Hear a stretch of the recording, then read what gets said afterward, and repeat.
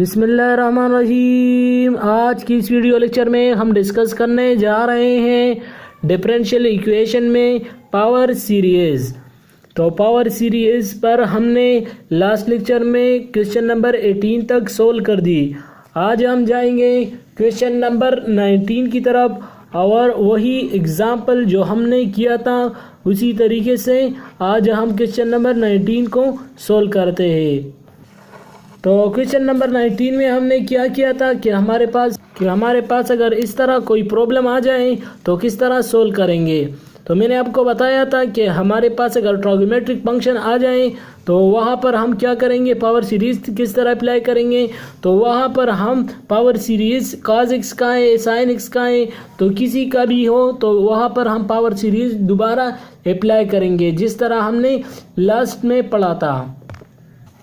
मैंने आपको बताया था कि हमारे पास अगर cos x है तो उसका हमारे पास पावर सीरीज़ और टेलर सीरीज़ के ज़रिए किस तरह फाइंड करेंगे।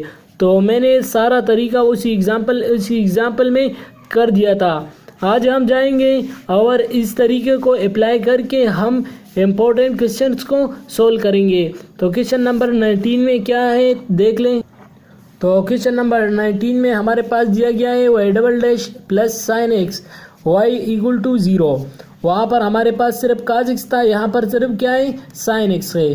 तो sin x का पावर सीरीज़ में मैंने आपको बताया था कि किस तरह हम फाइंड करेंगे।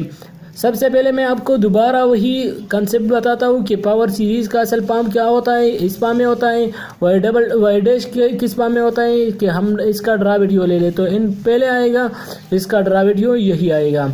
अब y डबल डैश का डेरिवेटिव मैंने लिख लिया। अब क्या करेंगे तो y डबल डैश हमारे पास आ गया, इसकी पावर n-2 हो गई और एक n-1 यहाँ आगे आ गया। अब क्या करेंगे तो यहाँ पर हम डिमी वेरिएबल बनाएंगे, लेकिन सबसे पहले मैंने इसका पावर सीरीज़ लिख लिया। पावर सीरीज़ पर मैंने बहुत ही इम्पोर्टेंट क्वेश्चंस किए हैं और ये प्रॉब्लम भी मैंने बहुत ही डिटेल में डिस्कस किया है।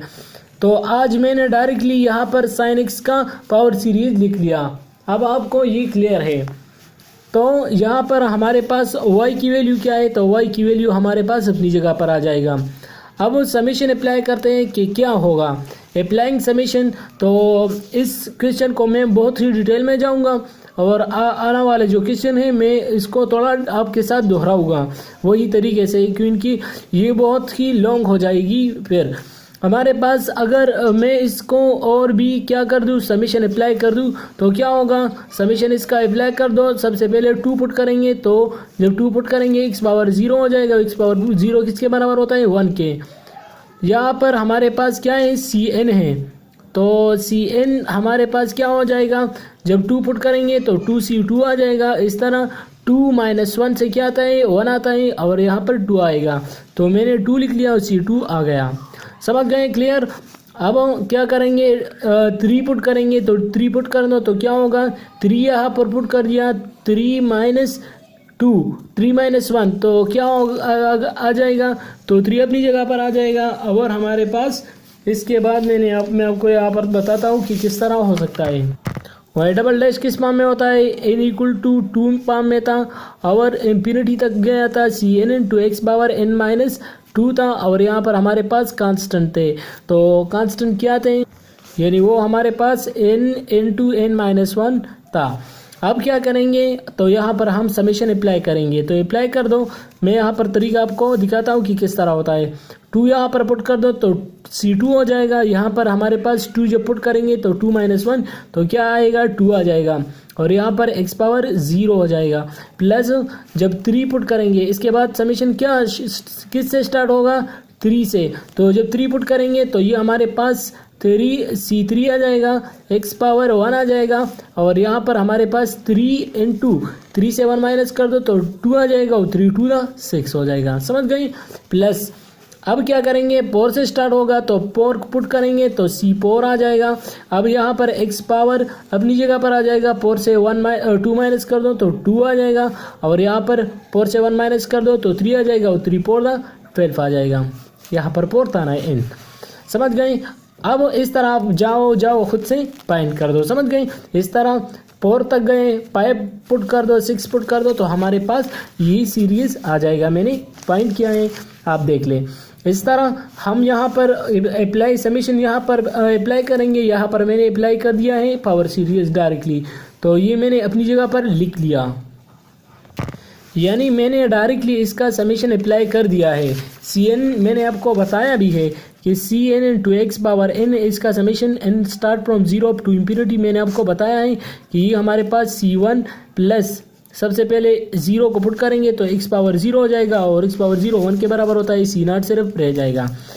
अब 1 पुट करेंगे तो C1 और x पावर 1 हो जाएगा, plus C2 into x power square हो जाएगा, plus C3 into x power cube हो जाएगा, इस तरह जाएगा।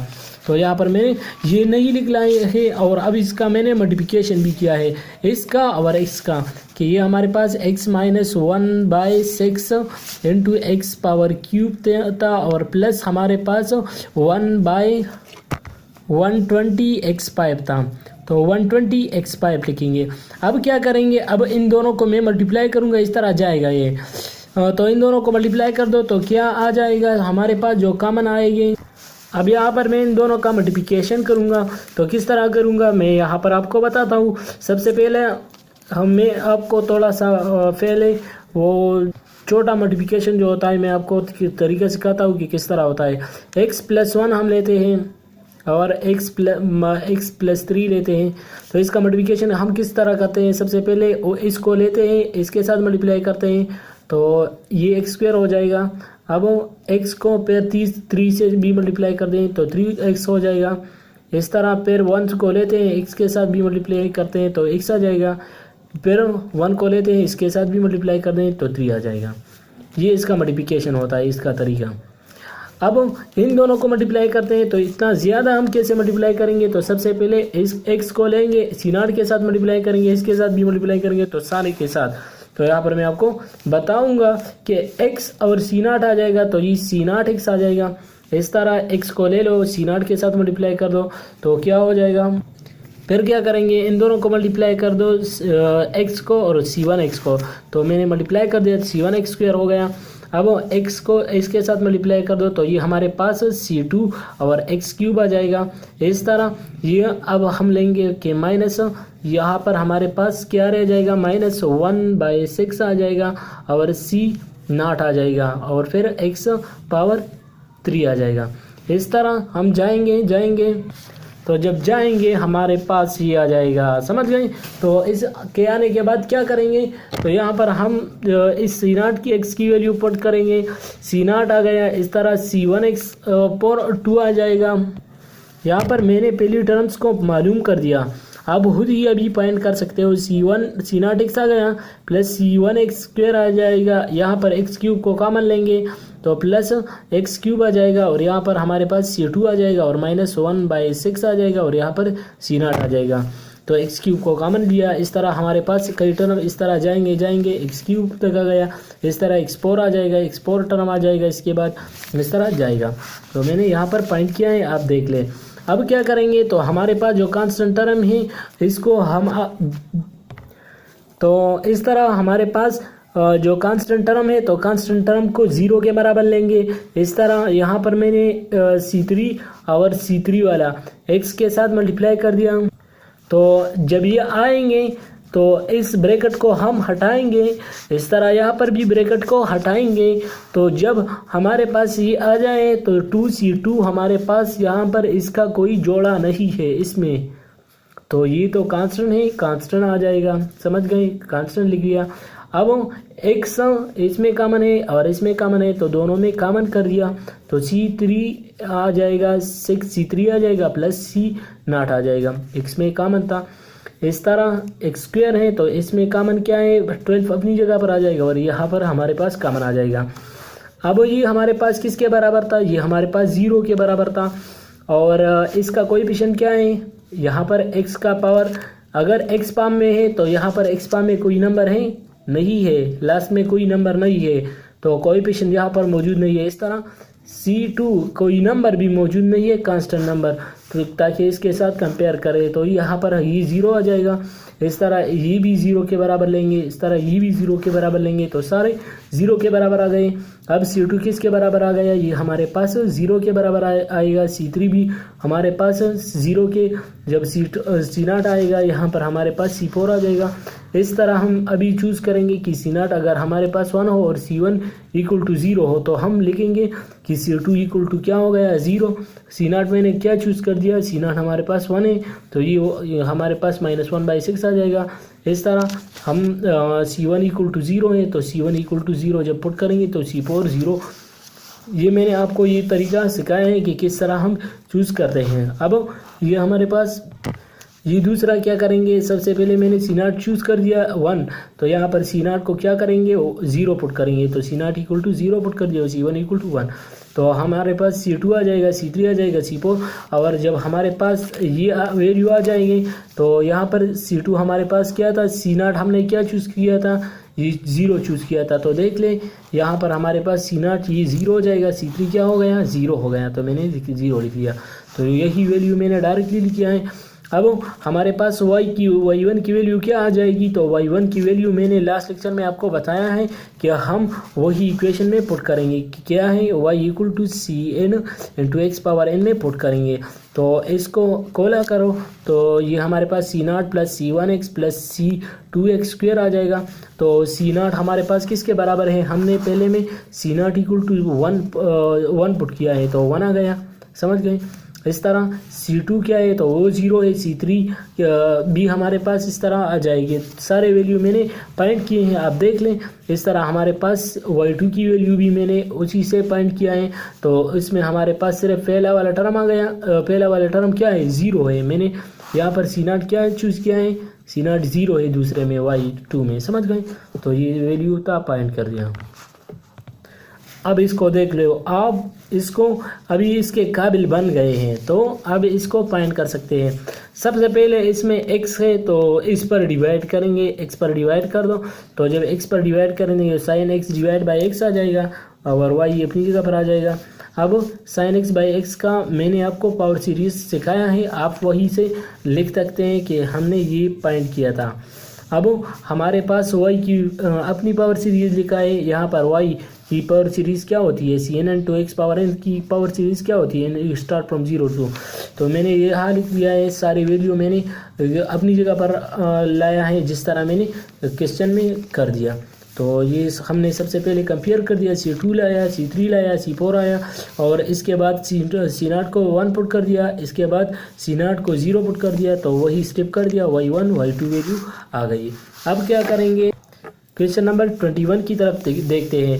क्वेश्चन नंबर 21 भी वही तरीका है, लेकिन यहाँ पर सिर्फ e पावर -x है, और e पावर -x का मैंने आपको तरीका सुनाया है कि e पावर x का पावर सीरीज़ क्या होता है। मैंने आपको दिखाया था कि 1 plus x square divide by 2 pictorial plus x cube divide by 3 pictorial, ये इसका क्या होता है, पावर सीरीज होता है। तो अब अगर हम e पावर -x कर दें, तो मैंने आपको बताया है कि ये हम 1 पर डिवाइड करेंगे, जब 1 पर डिवाइड करेंगे तो ये हमारे पास ये सीरीज आ जाएगा।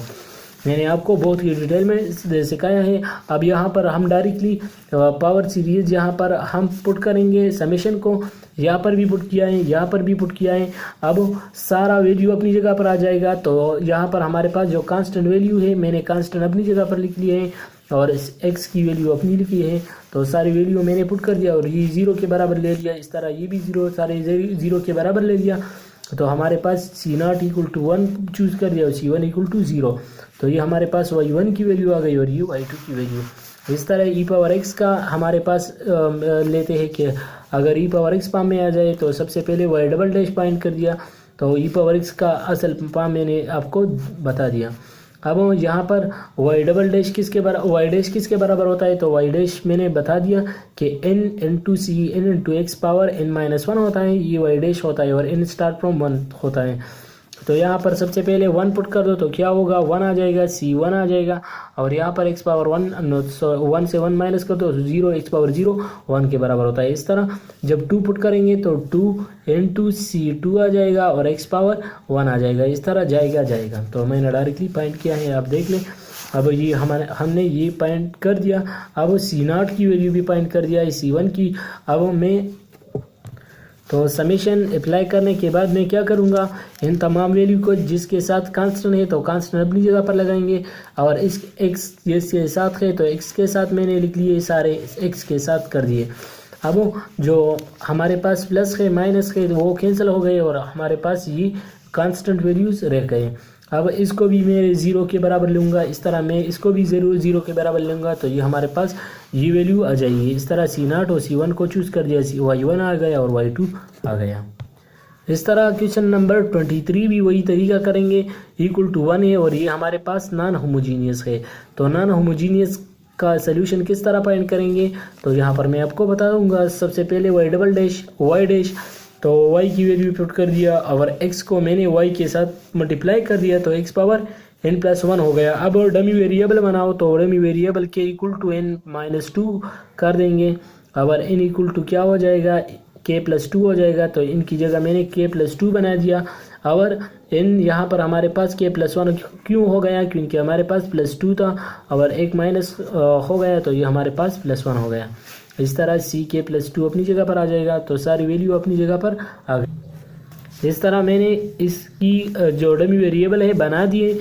अब क्या करेंगे, तो यहाँ पर डमी वेरिएबल बनाने के बाद मैंने इसको इसके बराबर 0 के बराबर ले लिया और इसके जो कांस्टेंट थे इसको भी 1 के बराबर ले लिया। क्यों, क्योंकि ये हमारे पास किसके बराबर है, 1 के, इसलिए मैंने 1 के बराबर ले लिए। इस तरह C2 की वैल्यू 1/2 आ गई। अब क्या करेंगे, तो k+2 की वैल्यू फाइंड करेंगे। जब ये वैल्यू आ गई तो C0 C1 आर्बिट्ररी है, तो इसलिए हम कह सकते हैं कि C2 हमारे पास अपनी जगह पर आ जाएगा। C3 सारे वैल्यू k=1 k=2 पुट कर दिया। वही क्वेश्चन के ज़रिए मैंने y की वैल्यू पुट कर दी, फाइंड कर दी। अब यहाँ पर C0 हमारे पास आर्बिट्ररी है, तो C0 की वैल्यू फाइंड कर दी। इस तरह जो कांस्टेंट थे तो कांस्टेंट यहाँ पर छोड़ दिया, और जो C1 और C2 थे तो मैंने यहाँ पर लिख दिए। तो आज मैंने पावर सीरीज़ ख़त्म कर दी, और आने वाली वीडियो में हम शुरू करेंगे फ्रोबेनियस मेथड को, बहुत ही डिटेल में डिस्कस करेंगे। तो अगर आपको ये वीडियो पसंद आ गई तो प्लीज़ लाइक करें, शेयर करें अपने दोस्तों के साथ। Thanks for watching.